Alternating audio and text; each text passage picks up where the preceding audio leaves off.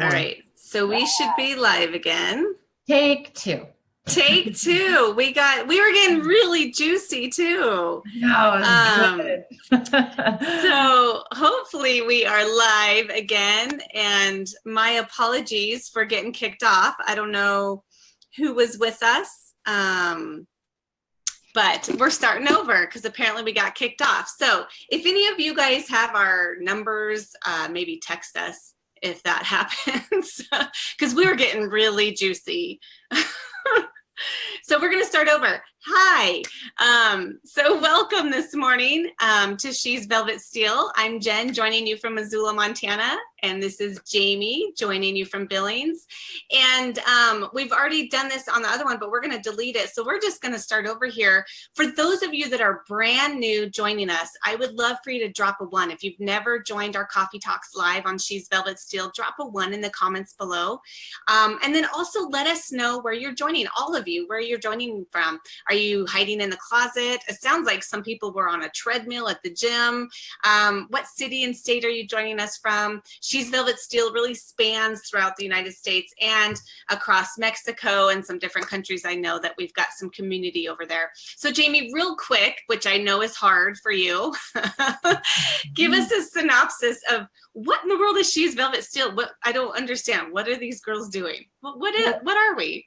Oh man, you realize she just asked me to do this like 10 minutes ago before we were kicked off. And now I'm doing it again. See, this is practice. Clearly I need some summary help. All right. Jen and I are just everyday girls like any other girl that's going to be watching this video or that you're watching now. We're just like you.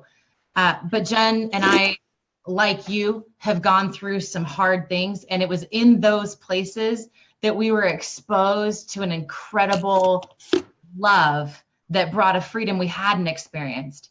So that exposure of God's love and that freedom experience has kind of bubbled over, and we want to expand that then into the lives of any girl that we get the privilege of getting to know. Our heart is that from that place of love, a well-formed love, and that freedom, that we would be able then to pursue and align our hearts, our time, our focus, our energy into the things that God has called us to, the very things he's created us for. Because we believe every one of you have one of those things or multiple things that he wants you to hear and align with, but it comes first from a place of love and freedom. And so that's our heart. That's our goal. That's our vision, is that we could bring resources, teaching, support, connect you to people and places that have brought us some freedom, and then kind of raise you up, build you up to be that girl that God created you to be. Yeah. So when we were first talking, one of our things was 10 years ago, if we had that woman or that community speaking into our life, there's some things that we can't control. There's just, life happens, right? There's no guarantee if you love God or don't love God, or you've put your quarters in the gumball machine and out pops this life. There are no guarantees for what you are going to experience in life. But there are some things that Jamie and I both can attest to that we probably could have avoided. And if we just had that community 10 years ago, if we had that woman speaking into our life, even though we're super stubborn, even though we tend to like to learn things through experience and, I'm going to do it first my way. If we had that woman that was speaking into our life and said, you know what, I see what you're going through. I hear your heart. I've been there. Could I offer you this one nugget? Could I offer you this resource, this book, a prayer? Can I pray with you? I would have taken her up on that. And so we want to be that woman, that community for you, because we want you to get to that spot where you're living bold and you're living free sooner than later. Because there's no guarantee for the time we're going to be here. And there's no point in just trying to survive through this life. We want you to thrive, and that's our heart. So I love it. So last week we brought our hubbies into the conversation, and it was pre-recorded. We do take vacations. We do have hospital issues with children. We have life. So we pre-recorded our coffee talk last week, and it was kind of fun. We brought our hubbies into it to talk about rejection within marriage. So marriage is one of those relationships that's supposed to be unadulterated. It's supposed to be shame-free. It's supposed to be like you can be exactly who you are and be loved in spite of it and because of it and unconditionally, all that stuff. But because you're so open and vulnerable, it's the one relationship that really, I think, leaves us the most exposed to being hurt and rejected. Yeah. And so we brought our hubbies into it. And I don't know about Eric, but I know for Andy, being in front of the camera, being on live Facebook is not his comfort zone. So shout out to our men for being so vulnerable and open to that. Yeah. But Jamie, what is one thing that surprised you about what the guys had to say last week on this subject of rejection within marriage? I think it wasn't so much a surprise as a good reminder. And Becky Alexander commented on it later underneath the video. I think it probably was one of those things that most girls listened to and went, "Aw." But the reality is while Andy may be brave and bold enough and man enough to admit what's going on in his heart, a lot of guys aren't there yet, and they'll put a good casing around their heart. But the reality is they were born with a heart too.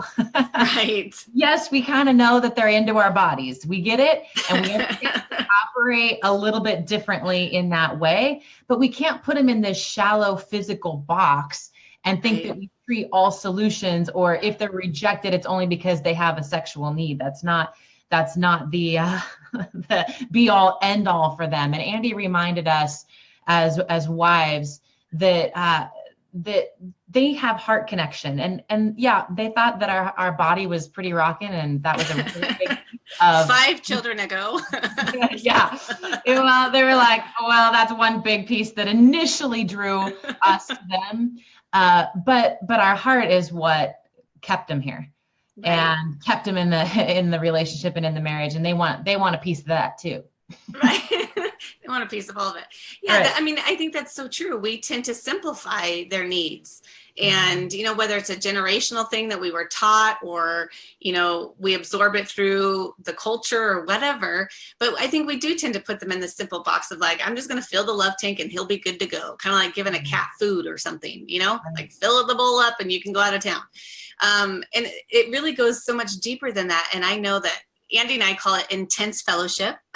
We've had intense fellowship over this topic before in the past. And so I knew that was his heart, but it was such a good reminder for all of us to realize that it goes much deeper for them too, their vulnerability. It is vulnerable for them to, it's easy to just have sex, right? But to actually be one and to have that wholeness together and to be 100% vulnerable is a totally different experience. And they do want to feel desired and loved and like, I want to spend time with you, not just 5 minutes with you or 2 minutes or however long it takes. So if you watch that video, drop a 2 below. If you watch the replay, Eric had a pretty funny thing. I'm not going to mention it. You'll just have to watch the video. I actually brought it up. But you'll have to watch the video to hear his term of rejection. And it totally made me blush and want to hide. So you gotta watch the video. So drop a 2 if you saw that video. And we'd love to hear what your favorite takeaway from that was. But really moving on, this whole idea of rejection, we put a poll out there.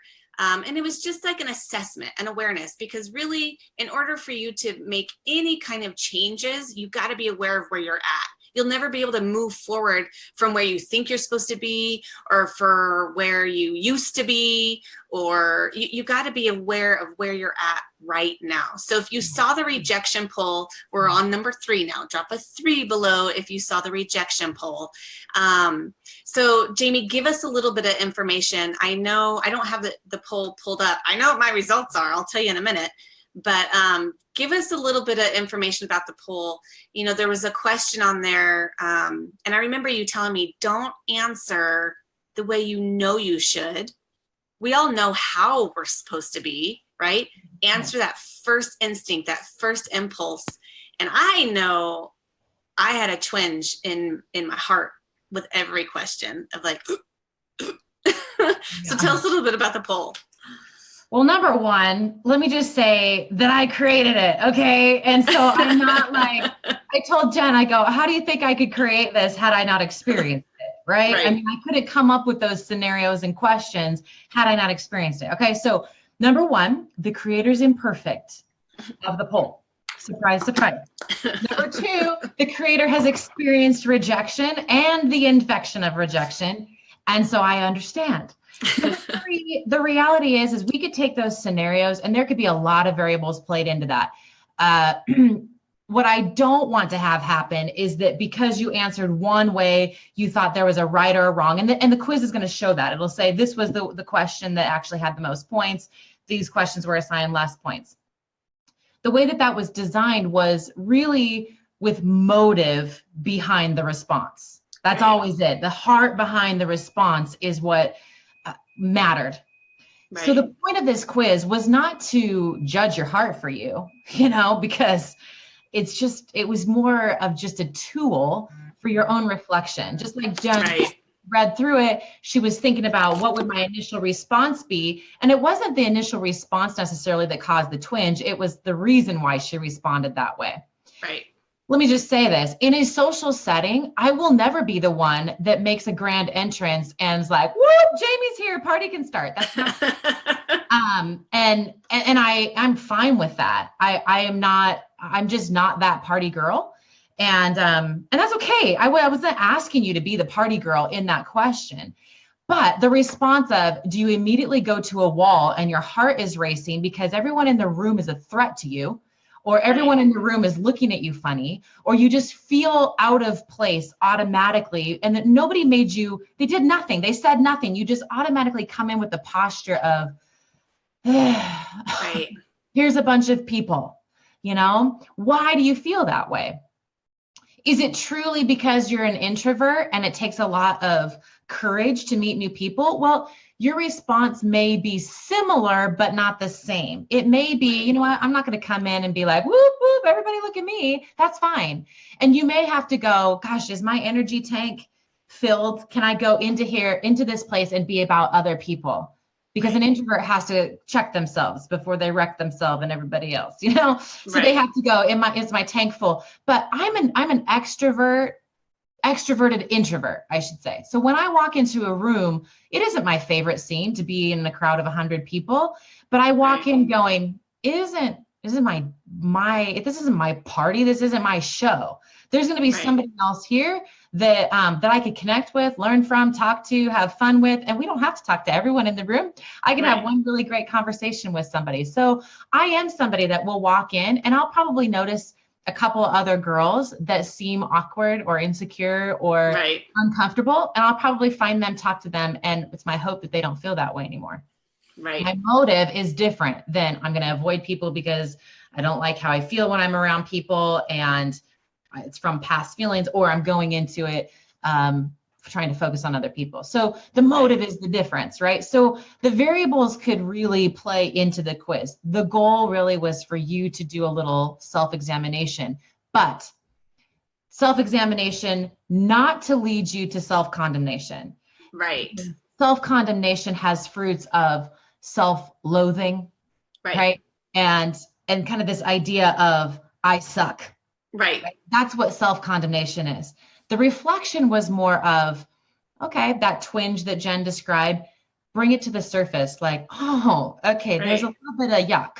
Yeah. There's a little bit of light. There's a little bit of dark that I want exposed. So David says it awesome, I think, in the description. In fact, I pulled it up, but now I have my phone going with Facebook, so I can't pull it up because I love what he said. He said, search me, know my heart, my mind, and my thoughts. Depends on what version you look at, followed by because your loving kindness. I know your loving kindness. It isn't, oh God, here's all my crap. I know I'm crappy and I'm always crappy.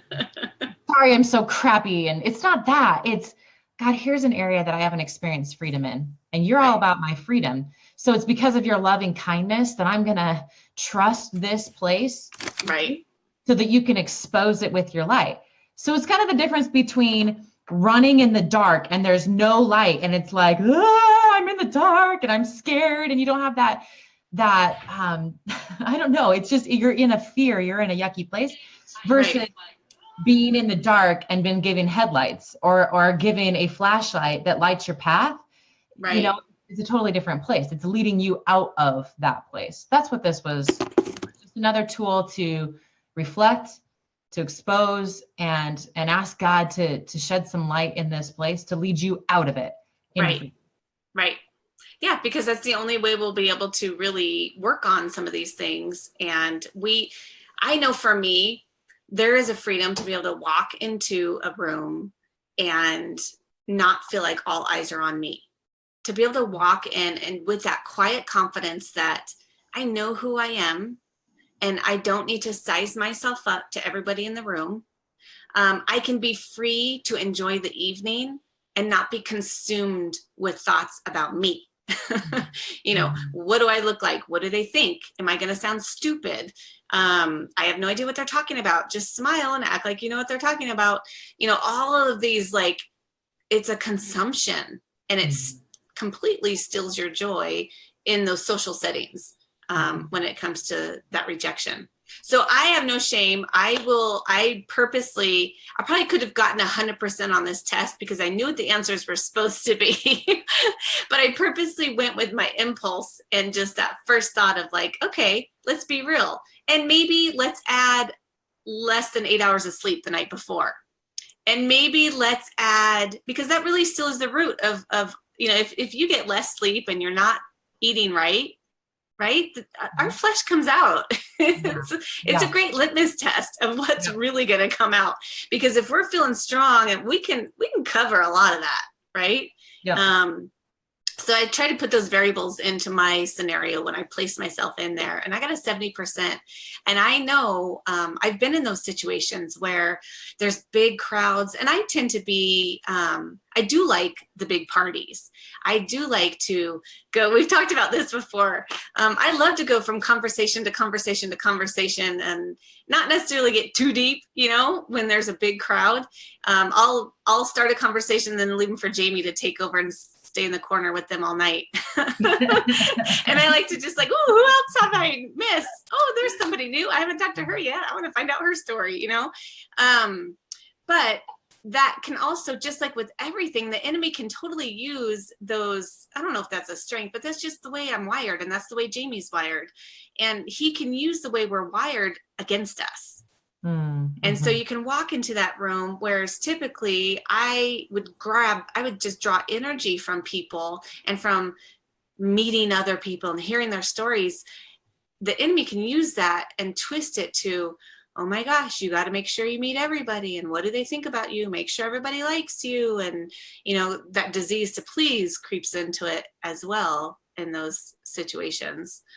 It's just funny how God wires us all. It's quite scary. You know, the whole test result. So let's say you got less than 90%, 100%. Okay. And I just want to bring this up because I have to. If you got 90% or 100%, I'm really glad that you had a really great day and that you're feeling really confident right now. But also I would still ask you to consider, there were 6 questions. Right. Maybe I didn't go into some places and spaces that you're still dealing. I still think, because I think mine was 80%, I think is what I told you, Jen. But the reality is I came up with the questions because of things that I've experienced and probably learned from. There's other places and parts of my heart that I feel like in his loving kindness and his gentleness, the gentleness as he exposes a little at a time, you know, that get exposed. The reality is that we will never be free from experiencing a broken heart. We will never be free completely. Why? Because we live in a world with messy people. Yes. I'm messy. You're messy. Yes. Everybody that you are going to talk to is messy. I'm not encouraging you to live in a bubble because that's messy. The reality is that we are with messy people. And so sometimes we rub up against some mess and then we leave with some mess. Right. And so we are going to be exposed to a broken heart. Absolutely. But the difference is, that's why we called it the rejection infection, is when you experience rejection, betrayal, hurt, or a broken heart, specifically in relationship. When you experience that, we have a position or a posture to take in it. We can choose to remain in a posture of being brokenhearted, or we can choose to be in a posture of brokenness. So remaining in a posture of brokenhearted, it's like taking a seed, burying it deep in the dirt, and then encasing it, right? Encasing itself, and there being a drought. Right. All you see is that seed is darkness. And you see nothing happening, no growth, and you're buried. It feels like you've been buried. That's brokenhearted. You feel like you are buried from that experience. The infection then, it produces bitterness and resentment and judgment and insecurity and hesitation in relationship, unforgiveness, all of and those. Don't you think brokenheartedness tends to be all arrows on me? It's all about me. And when we're hurt and we're brokenhearted, which, like you said, we're going to be brokenhearted. It's nothing we can avoid or do better in a certain area to avoid this. But it tends to turn to blame as well. Oh, for sure. When we're brokenhearted, because it's and which is from all arrows on us. Unforgiveness. It's your fault. And so that seed then goes without growth. So we're missing something. Because then if we have a broken heart, the seed's planted in that dirt. But if we allow a posture then of brokenness, then the soil and the darkness actually provides nourishment for that seed. And the water comes down, and even the heat, the sun, the heat is necessary for that seed to break. It must break and be broken so that it can grow and come up and be exposed to light and bloom. So there's a difference. I think when we're brokenhearted, we get that seed planted. Right. And maybe the brokenheartedness isn't from relationship. Maybe it's from some other kind of disappointment or expectation, loss, whatever it is that has left you brokenhearted. We got to know that we've been planted and we have this opportunity to receive the nourishment, the light, the heat, all of that thing, all those things that will help the seed to break open, which is a beautiful thing. Remaining brokenhearted is not, but being broken is. Two totally different things. Totally different things. And I experienced this last year. I experienced that. I experienced that brokenness, and I love that word picture that you've given, where when you're brokenness, when you have brokenness, it's open. It's almost open-handed. It's a surrendering. I am broken and I'm okay. I remember telling you when I was struggling with something pretty big a couple of years ago, I remember telling you, I'm okay. You can have peace when you're broken. Not brokenhearted. Brokenhearted, it's turmoil, it's unrest, it's consumption, nothing, there's no hope, there's no light. But brokenness, I remember saying, I'm okay not being okay. There can be a peace and a calmness within brokenness, and that brokenness has kind of a crack, like you talked about, where the only way he can breathe life into you and breathe his love into you is because that crack is open and it seeps in there and it gets into the dark crevices that we don't want anybody to see. We don't want anybody to even know that these dark thoughts are happening, or this person did this to us, or we made these choices that ended up with this result or whatever. When we're broken, it's a surrendering of sorts, where it's like, I'm okay not being okay. And I am surrendered for you to come in and just fill this brokenness with you. And I know for me, like, we're coming out of the desert, we're coming out of the wilderness. And I've actually had the thoughts of like, I don't want to be healed, which sounds really weird, but I don't want that feeling of not desperation, but dependency on him. I want this intimacy with him that I had in my brokenness. It was black and white. It filtered things for me. I had less distractions in the world, and I don't want that to go away. And that sometimes only comes when there's a brokenness and a surrendering. Whereas when we're brokenhearted and we're fighting and we're blaming and we're not forgiving, that's hard. That there's no molding opportunity there. Oh, totally. I think the difference, and you said it, you hinted at it earlier, the difference is brokenhearted focuses and sees the pain. and then responds to protect your pain. So it's a self-focused inward reflection that's brokenhearted. And we're all going to be there at some point. That's just kind of, it's just human nature. Right. You know? But the brokenness isn't focusing on pain. The brokenness is focusing on the nourishment. I mean, going back to the seed analogy, right. The brokenness sees the nourishment from being protected in the darkness, right? The darkness of the soil feels like protection.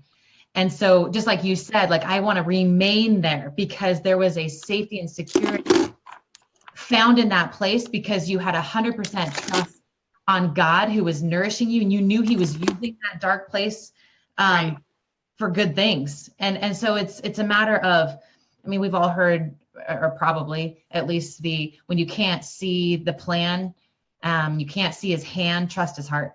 Right. And so in that place of brokenness, that's what it is you're trusting his heart with your pain. Right. And so your focus is no longer on the pain. It's out here. Not that you're not feeling it. Right. Right. Because you can feel pain still and have peace, comfort, hope in the middle of pain. And absolutely. Brokenness is experiencing that. And it's just a matter of a focus shift. Right. It's so true. So there's, our time is up. I set the timer for 23 minutes and our time is up, but I know we can end on this, that trust factor. So we've gone from rejection, vulnerability within that, and the pull, being aware of like, where are we with this infection? You know, because I guarantee you, you know, I always assume, man, if I'm struggling with it, or if I've struggled with it, or if I've had these thoughts, someone else has. And I think someone on here commented, it might've been Michelle, about something, let's see, Uninvited really helped me with that. Yes, Michelle, that is an amazing book. In fact, I have it somewhere around here. Uninvited is an awesome book by Lisa Turkhurst. But really going into that, the trust factor, what is the root? What is the motivation behind those feelings of rejection? And are we trusting that he has a plan? What we want ultimately for She's Velvet Still for you is to have confidence in him, not confidence with who you are, confidence in what's been placed on you, who he is. Yeah. And that trust in him is, there's two elements to that we're going to dive into this way more on Monday. But intimacy with him and an unbroken intimacy. So we can have we can have brokenness with him, but our intimacy with him needs to be unbroken. Yeah. And then a dependency, that trust on him. So intimacy and dependency, which, holy smokes, those are two big things that I think, if we're all honest with ourselves, are hard. Mm-hmm. Mm-hmm. They're super difficult. We are now getting to the part where this is the part where Jamie starts to get a little animated, because what we've done all summer is exposure, right? Right. We've exposed the places that are a little, you know, yeah. Like, ugly. Oh my gosh, you compare, I do too. That's right. Not good. Oh my goodness, you're motivated by pleasing other people so that you feel better about yourself. Me too. That's not good. Yeah. Oh my gosh, I've got the rejection infection too. We're so jacked up. How many diseases can we expose this summer, you know? So, I mean, it's not, Jen and I are always like, we want to like give you something here and not leave you in this. So we're actually going to be turning the corner, you guys. And we're going to talk all about this next Monday, which we're very excited about, is that these things that we are bringing out so that God can expose and search your heart and search your minds by his loving kindness. We're bringing that out because God wants to do something with that. And so we've experienced that in our own lives and know that we will continue to experience it. And so we're turning the corner now. So those of you who have been with us since June 1, when we first started She's Velvet Steel, you get to turn the corner with us. Those of you who haven't and you just recently jumped in and said hello, maybe you need to go back and do a little exposure yourself. And we have the rejection infection quiz. I put the link down in the comments underneath the video right now. And the disease to please, we didn't have anything. There's just tons of posts that you can go and relate to. the very beginning, if you go back to the June post, there were lots of links to the comparison trap, and it was a downloadable ebook for you to just kind of search, look at it, and do a more reflection there. Anyway, those things being exposed and brought to the surface, we have this new shift that I'm super excited about as we end out the summer and move into the fall. So I love it. woo, yeah, it's getting exciting now. It's going to get good. Well, Yeah. good, you guys. Well, thank you so much for joining us today. And again, we love to hear your comments. We love to include them in our coffee talks. So whatever you guys, whatever's hit you, if any of this has helped you, definitely comment below, because we want to hear your heart. We want to hear where you're at. And we have no doubt that we're going to continue to broaden that community, and definitely share this video. If this has helped you at all, just click on the share button below, because we want to be able to bring freedom to other women. And there's a lot of us out there that they just don't teach this stuff in school. They don't necessarily teach it in churches. But like we said, our goal is for you to experience freedom, and we'd love for you to just share that video, spread that word out to everybody. And we will see you guys next Monday right here on Coffee Talk Live. And thanks, Jamie, for all of your words of wisdom. Oh, well, it's not always words of wisdom, but like Eric says, it's about the quantity. If you just throw out a bunch, maybe there will be a few words of wisdom. He says that for his humor. If you just throw out a ton of jokes, probably 1 out of the 100 will be funny. So I'm just trying. Well, I guarantee you there was more than one. So, all right, you guys, we will see you next Monday. Thanks for joining us. Yeah. Bye.